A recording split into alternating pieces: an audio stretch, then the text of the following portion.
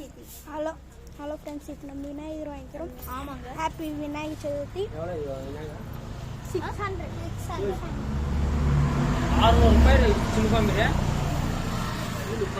Decoration.